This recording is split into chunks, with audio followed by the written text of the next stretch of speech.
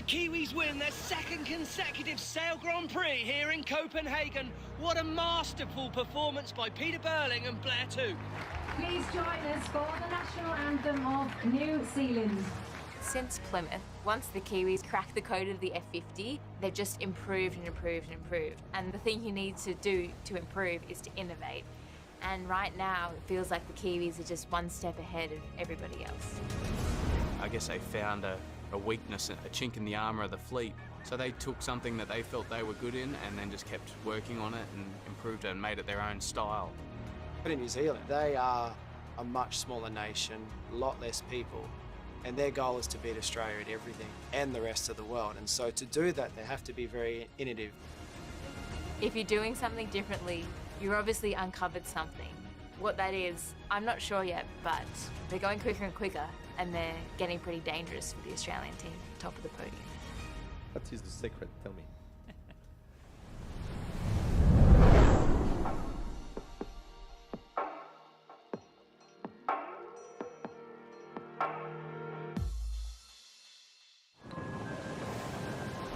I've asked myself so many times, what is it going to take for Australia to be beaten by the rest of the fleet?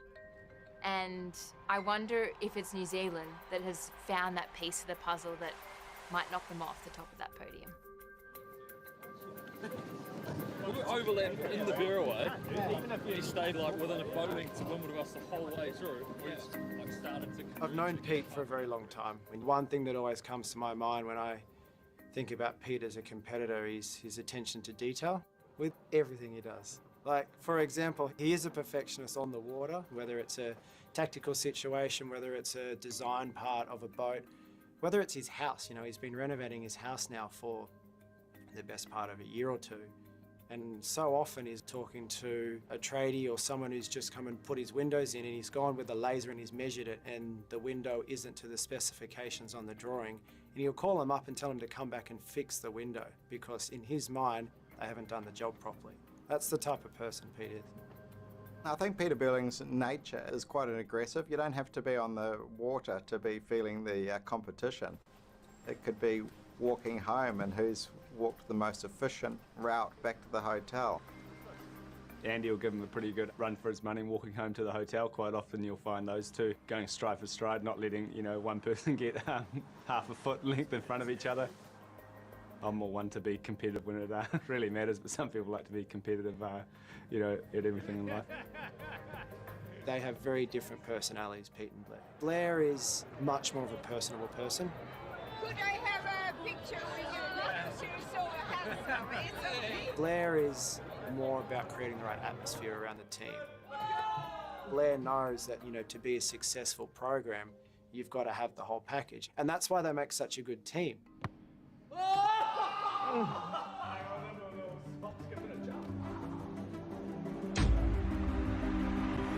First day of the Range Rover France Sail Grand Prix. We've just come off Plymouth and Copenhagen where the Kiwis are dominating, and we're here in SailGP, and it's time to find out a piece to the puzzle that's making those Kiwis just go so fast. The Kiwis have started last. Now we're on Mark 1, and oh my, they've already overtaken 3 teams. They have the speed, they have the confidence. This is an all-or-nothing team. Yeah, I think if you looked at the style of racing, you know, we're not afraid to take a risk or to do an extra manoeuvre to try and get a pass. Gate 2 and Team New Zealand's all in. They're overtaking almost the whole fleet. It's a bit like watching Jonah Lomu score. When you think about sport in New Zealand, you think about sailing and you think about rugby. And Pete and Blair have this ability to fight hard on a racetrack.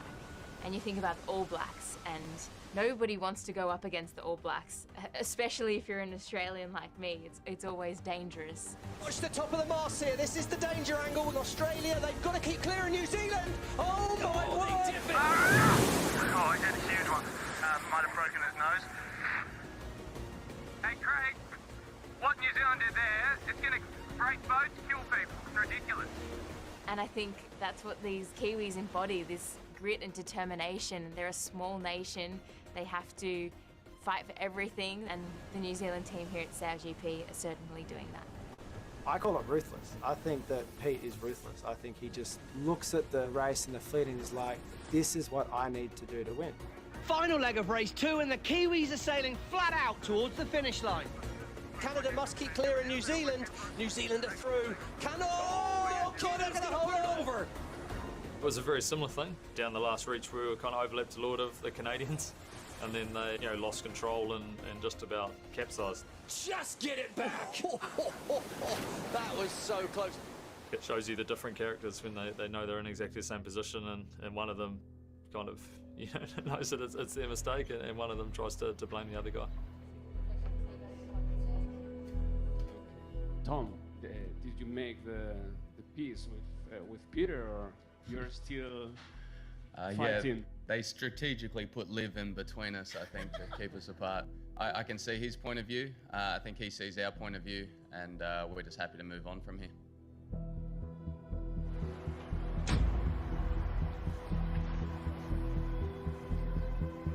To find the limit, you have to push the limit. And that's what we see with the New Zealand team. They do like to play within the rules, but they still move a little bit beyond the rules every now and then, and that's why they've collected penalty points this season. 2 days ago during the practice, the Kiwis, they were penalised for that minor contact with Jimmy Spithill, but the penalty's gonna be severe. It's gonna cost them valuable points across the board. When you look at this event with Pete had a mistake on the training day. Before we even start the racing here, he's down 4 points. That's really costly, and so some of these teams, yeah, they're right at the top of the leaderboard. They only need a few of those things to happen, random things to happen, a random breakdown, a bad event, and man, in my mind, there's still a lot of racing to go.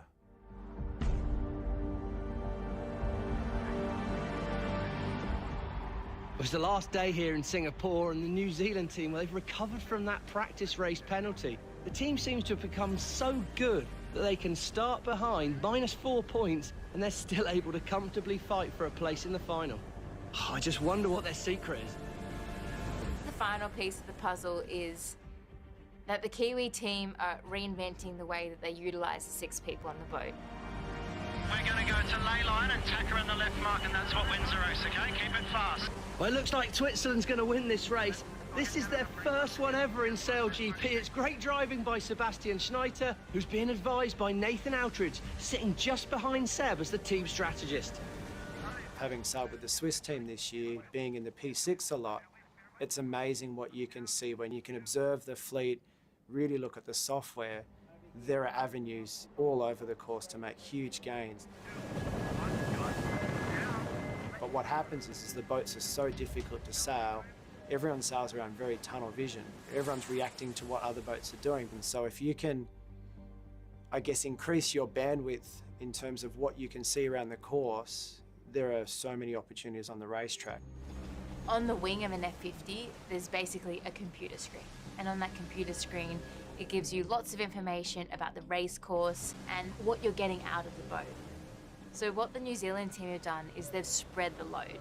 Pete's job is to drive the F50, but they're utilising Josh Jr., who's one of the grinders. He's also a world champion sailor, to be able to use that screen on the wing, process all that data, also look at the race course and provide to Pete just the information that he requires at that point of time.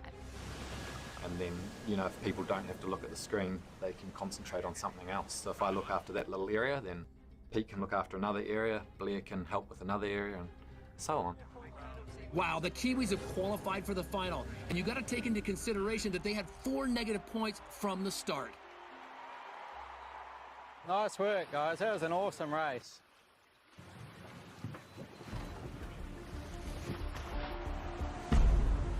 Well, it's absolutely remarkable how well this team's using all the information at their disposal. Pre-start for the final, and Todd, listen how JJ is solely concentrated on the software, on tactics, and the countdown.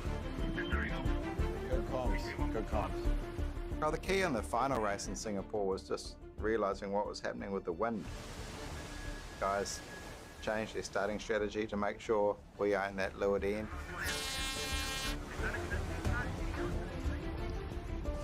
Oh, New Zealand's been in control for the whole final. Their decisions have been perfect, and they've been on the foils 100% of the time so far. And New Zealand wins the Singapore Grand Prix. That's 3 Grand Prix wins for the Kiwis and 3 Grand Prix for Australia. That's as tight as you can get in Season 3 of SailGP.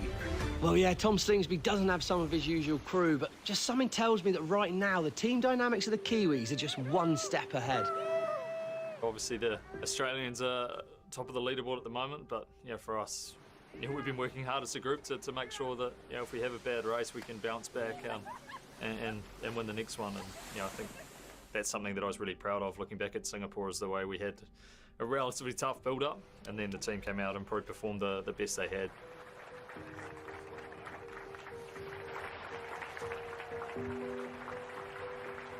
So the New Zealand team, they're in the adrenaline lounge celebrating, and other sailors have to sail their boat back. And on the way home, it's like the heavens opened up.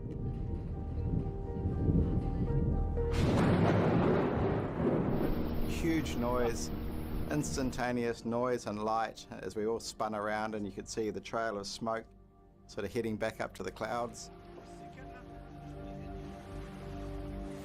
This is the medical boat. Martin Kirketer from Team Denmark has sustained an electric shock. By the time we got back to the boat, we could see that Martin was in a lot of pain, and all the crew were huddled around him. Straight away his arm was purple. It was quite scary, and he was really struggling to move his arm. But then over the next few hours, sounded like he had a pretty good recovery. He's stable. Yep. Oh, that was good news. Boat came back to the tech side, and immediately sort of seeing it, the boat looked the same. But as the evening went on and then over the next 48 hours, the extent of the damage became apparent, and you could see that the current had just gone through everything on the boat. Every metallic part on the boat was showing signs of arcing. Luckily, the way SailGP works is it's one design, which means all the boats are identical. Canada are lucky enough to get the new Boat 10, and New Zealand, for the Sydney event, have inherited the Canadian boat.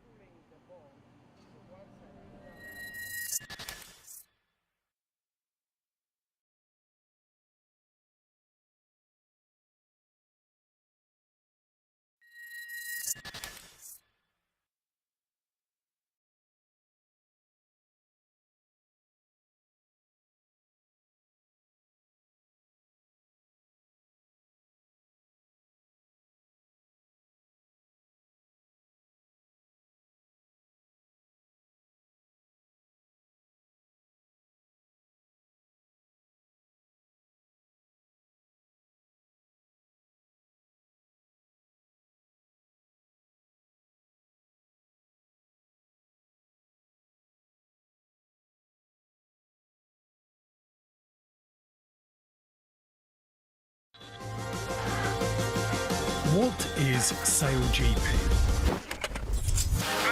It's high speed, high tech, high impact. 11 global events and an intense battle with 9 nations. Identical F50 driven by the world's best. And powered by nature. Look at those speeds, dipping into 90 kilometers an hour. Competing on a level playing field where both data is shared and talent actually matters. Australia, they've got to keep clear of New Zealand. Oh, they dip it. It's close to shore racing in front of sellout crowds.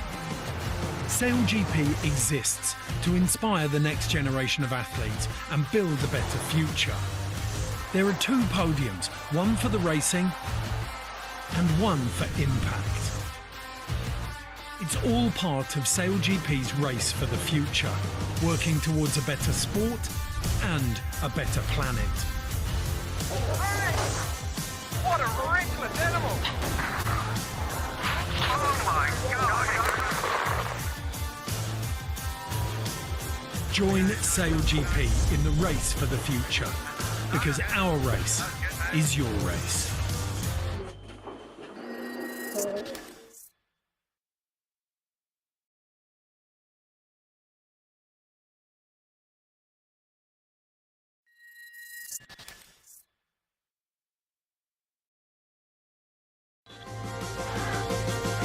What is SailGP? It's high speed, high tech, high impact. 11 global events and an intense battle with 9 nations. Identical F50 driven by the world's best.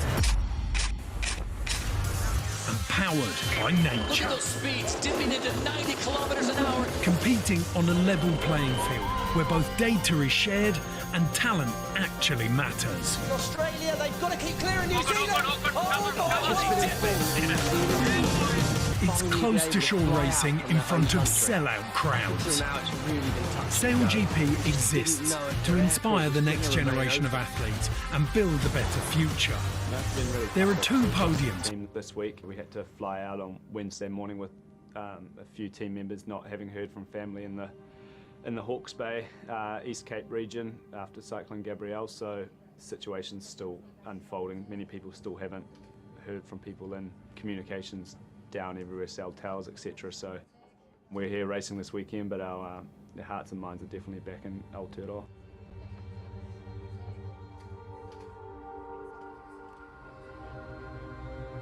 It's just been a really surreal time. You know, New Zealand's had 2 massive events in the last kind of 3 weeks. So yeah, I think in saying that, we feel incredibly lucky to actually be here. And yeah, this weekend the team's going to be wearing an armband out of respect for everything that's going on back home. Listening to Pete talk about the flooding and devastation in New Zealand and getting emotional about it, I understand that. And for him to get emotional is a rarity. For him to show that in front of a crowd is even more rare. And I think that just goes to show how important his home nation is to him, how much he feels for everyone back home. And if you look up and you've got your national flag on your wing and you're out there representing a country that's suffering right now, it would be even more significant for them to put on a good performance for everybody back home. Race 1 and the Kiwis are in the middle of the pack, battling for every inch. Wow, really tight going into gate 2. Oh, there we go. Well, I've got a feeling the Kiwis are going to be fighting for more than just points. They want to make their fans happy back home. And if there was a Grand Prix they'd love to win, it's this one in Sydney.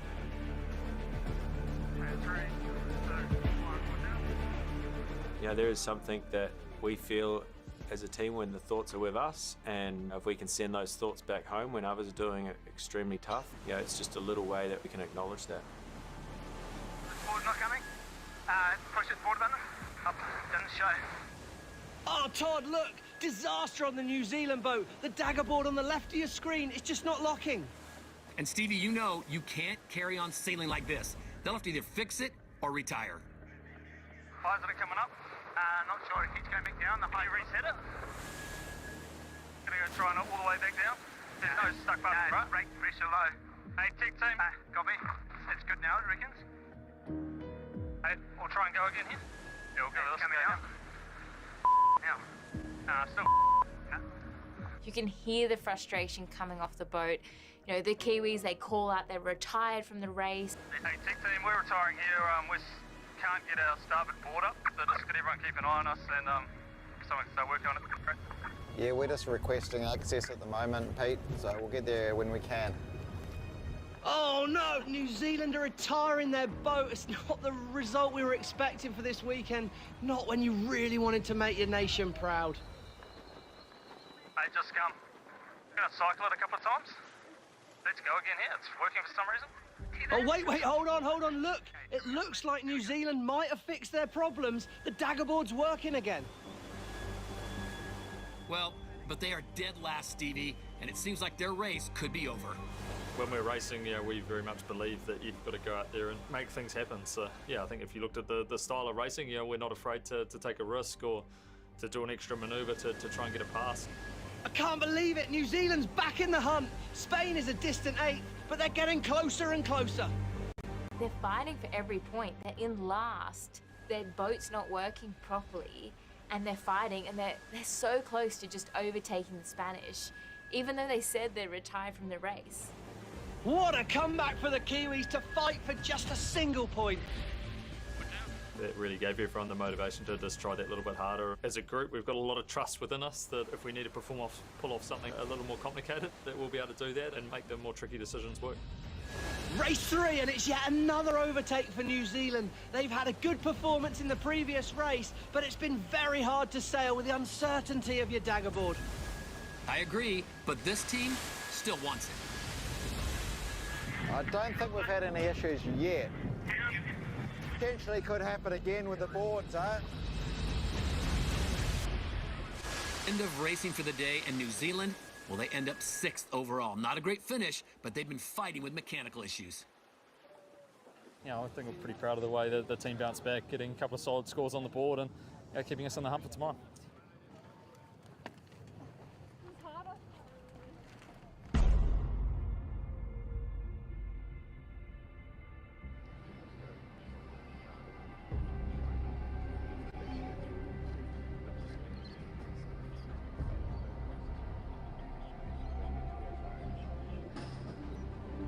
Well, we regret to inform you that the KPMG Australian Sail Grand Prix has been cancelled. Yesterday, a storm destroyed part of our infrastructure. Thankfully, there have not been any casualties or major injuries. The winning points for this Grand Prix have been awarded accordingly to yesterday's results, so France has been declared the winner of the KPMG Australian Grand Prix. Everyone works so hard to put an event on, and what we see on television is 9 teams with 6 athletes on each boat, but what we don't see is that massive tech team that turns up at 6 a.m. and leaves at midnight, or sometimes pulls all-nighters. You don't see all that, and those people aren't the ones that get the praise, but they're the ones that work for 9 to 12 months before an event happens to make sure those athletes can show up and do what they do. And for me, that's who I felt for. Now, up until now, it seemed that New Zealand had a secure place in San Francisco's final, but finishing 6th here without the opportunity to come back on day 2 certainly has weakened their position in the overall leaderboard. Now, they'll have to battle with another 4 teams for that golden ticket to the grand final. Yes, I agree, but I don't think their head's in that space right now. The team came here with a really clear objective. They wanted to pay tribute to a nation, and this storm has deprived them of that opportunity. But let's not forget that this bunch of the All Blacks are sailing. This team, they don't fall on their feet. They've got that Kiwi character that keeps them driving through these challenges.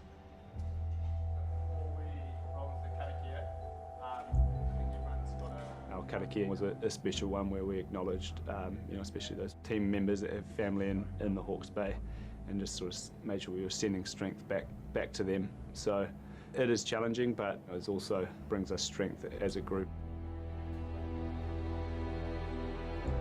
Getting in a circle like that and pausing for a moment, it makes us, obviously think about everybody back home and what they're going through, and hopefully some energy comes out of that can help them in some way.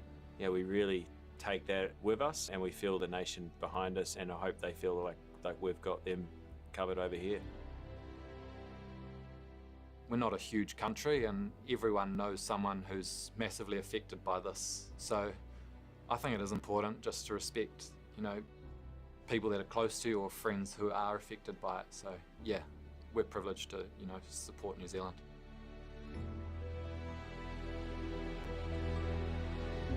The events that have happened here have hit everyone in this team pretty hard, especially considering everything that's going on back home. But I think that'll just pull us back together. It's something that we're an incredibly resilient bunch, and I think we're really excited by the challenge now with the leaderboard tightening up. As a sports person, you're representing a nation, but you're also a role model. People are looking at you for advice, to see what you do, to see how you react, and they're also looking at you for hope. And so for the team to be able to represent their nation and also speak about the pain that's going on in New Zealand, it raises awareness, it gives people hope, and it also raises the question for other people, what can they do to help? The Kiwis have a lot of respect for one another, and when times are tough, everyone's always eager to help out if they can, no matter if they know the person or not. So obviously just keep thinking about them and sending lots of love back to Aotearoa at the moment. The thing I love about our group is, I suppose, been through a lot of challenges together. So, you know, when we get something thrown at us, we're not afraid that we've got the skills within the group to really be able to deal with those situations, and you know, it just shows the character of the group we're starting to form. You know, some of the stories we have been hearing of, you know, especially people from East Cape to Hawke's Bay, seeing, you know, communities kind of getting behind one another, and, you know, people going massively out of their way to help each other. You know, it just makes you incredibly proud to be a New Zealander.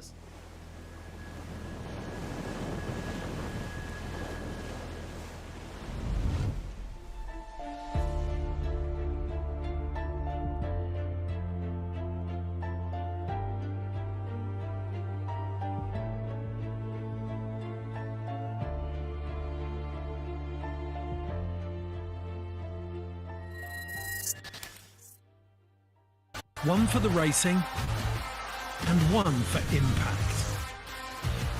It's all part of SailGP's race for the future, working towards a better sport and a better planet. What a reckless animal! Oh my God! Join SailGP in the race for the future, because our race is your race.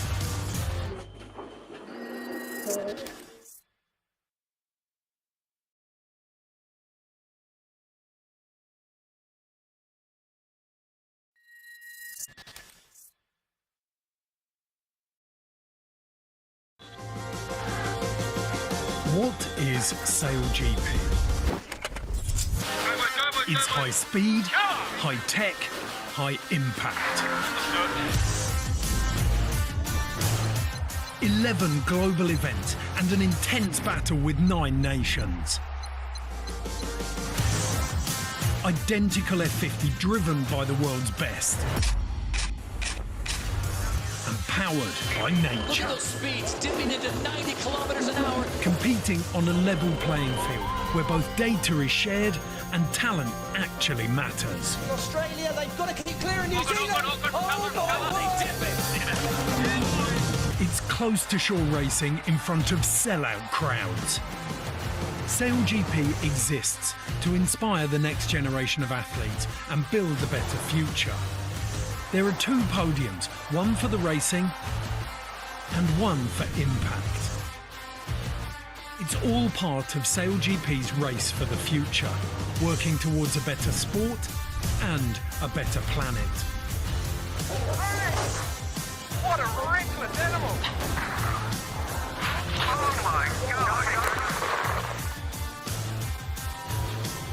Join SailGP in the race for the future, because our race is your race.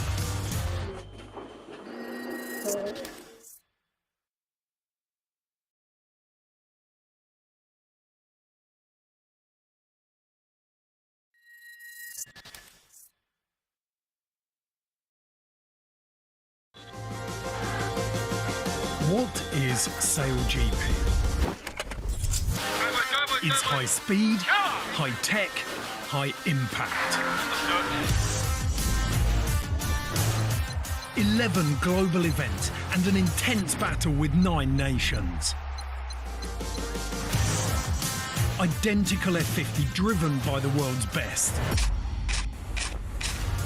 And powered by nature. Look at those speeds, dipping into 90 kilometers an hour. Competing on a level playing field where both data is shared and talent actually matters. Australia, they've got to keep clear of New Zealand. They dip it. It's close to shore racing in front of sellout crowds. SailGP exists to inspire the next generation of athletes and build a better future.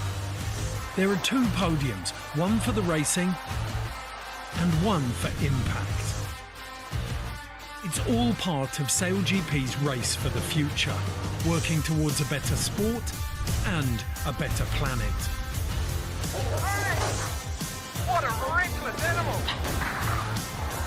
Oh my God! Join SailGP in the race for the future, because our race is your race.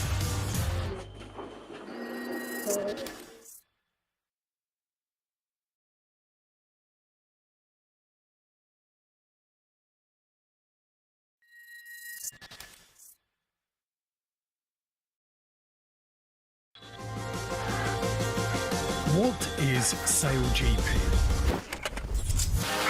It's high speed, high tech, high impact.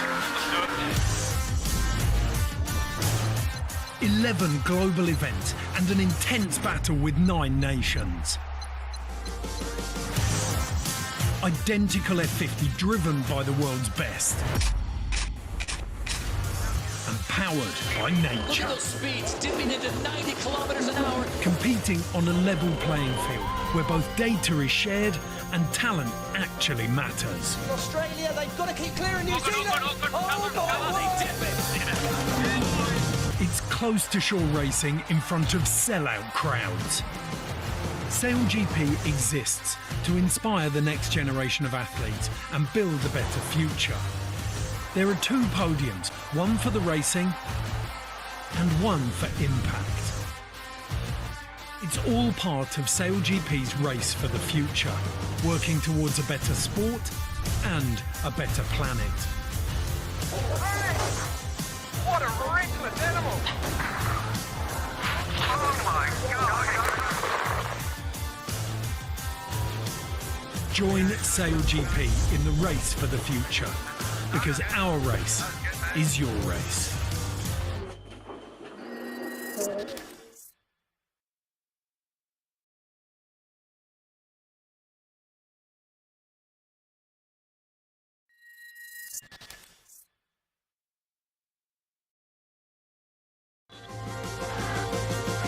What is SailGP? It's high speed, high tech, high impact. 11 global events and an intense battle with 9 nations. Identical F50 driven by the world's best. And powered by nature. Look at those speeds, dipping into 90 kilometers an hour. Competing on a level playing field where both data is shared and talent actually matters. Australia, they've got to keep clear of New Zealand. It's close to shore racing in front of sellout crowds. SailGP exists to inspire the next generation of athletes and build a better future. There are 2 podiums, one for the racing and one for impact. It's all part of SailGP's race for the future, working towards a better sport and a better planet. What a reckless animal! Oh my God! Join SailGP in the race for the future, because our race is your race.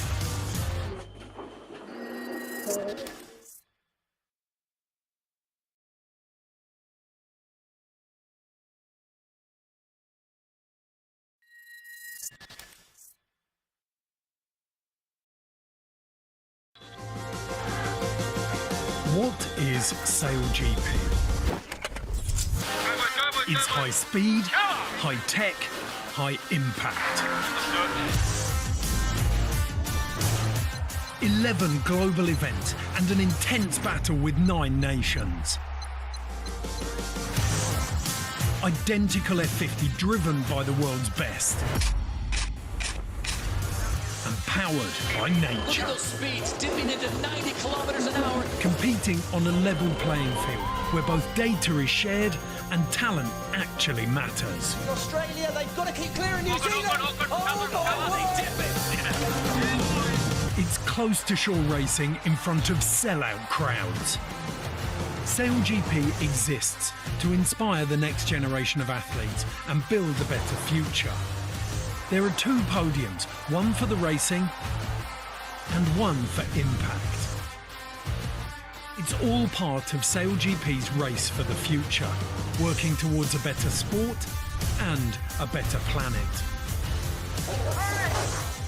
What a reckless animal! Oh my God! Join SailGP in the race for the future, because our race is your race.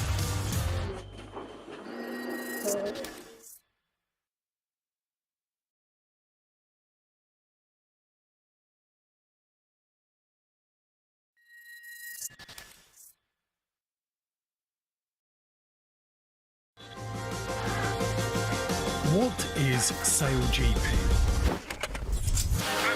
It's high speed, high tech, high impact.